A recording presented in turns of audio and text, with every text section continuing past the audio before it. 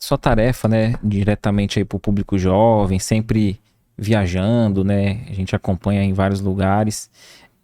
Pela sua experiência, qual que tem sido os maiores conflitos dos jovens recentemente?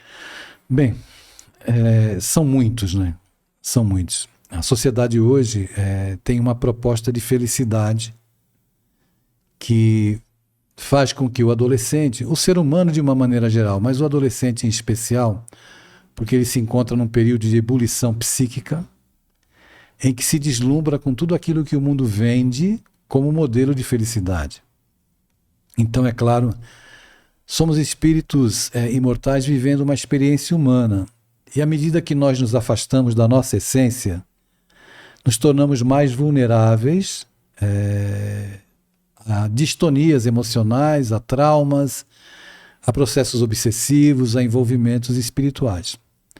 E com o adolescente, isso acontece numa proporção muito grande, porque as transformações sociais que nós estamos experimentando, a própria tecnologia que permite que o jovem tenha acesso a celulares e tudo mais, e tendo acesso a um aparelho celular, ele acessa todo tipo de conteúdo.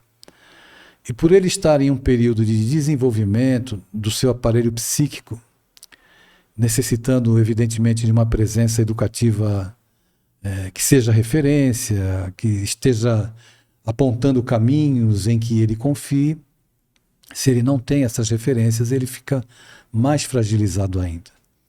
Então hoje a gente percebe muito claramente que grande parte dos problemas emocionais e espirituais dos jovens se dá por causa dos conflitos experimentados no lar. Se eu estou fragilizado para lidar com o mundo, não é? E dentro da minha casa eu não encontro suporte ou uma referência que me acolha, ou que me permita, isso é muito grave, sabe, Éder? Ou que me permita existir emocionalmente dentro de casa. O que seria um adolescente existir emocionalmente dentro de casa? O adolescente sente dores emocionais, que muitas vezes ele não sabe nomear o que sente. Como a criança. A criança não acorda, a sua filha não diz para você que está melancólica, ela não diz para você que está depressiva, ela não diz para você que está insegura e com medo. Todavia, né, não obstante, ela sinta. Mas ela não sabe dizer. Ela pode fazer birra, ela pode acordar triste em um dia, pode estar instável emocionalmente, ela pode ter um sono instável, acordar durante a noite, etc, etc, etc. Podem existir componentes espirituais nessa situação? Podem, mas provavelmente os conflitos advêm, nascem, têm a sua gênese na estrutura familiar. Então, uma criança como a tua menina, se ela observa ou passa a testemunhar no dia a dia uma hostilidade entre você e a mãe dela, o porto seguro dos filhos são os pais. Se esse porto seguro começa a ruir, eles perdem a referência. Então isso implica numa série de consequências, mas a causa pode ser a mesma, uma fragmentação da família. E na adolescência o processo é o mesmo. Então isso é muito sério e relevante, porque a gente tem que considerar, não é? Consoante a pergunta 459 do Livro dos Espíritos, Allan Kardec indaga aos imortais se os espíritos influenciam a nossa vida. E a resposta dos benfeitores é: influenciam a tal ponto, ou de ordinário, são eles que vos dirigem. E eles nos dirigem em todos os momentos em que nós estamos com as portas mentais, não é? A casa mental está escancarada. Nós entramos no processo de invigilância, seja por causa de um conflito, de uma briga, seja lá o que for.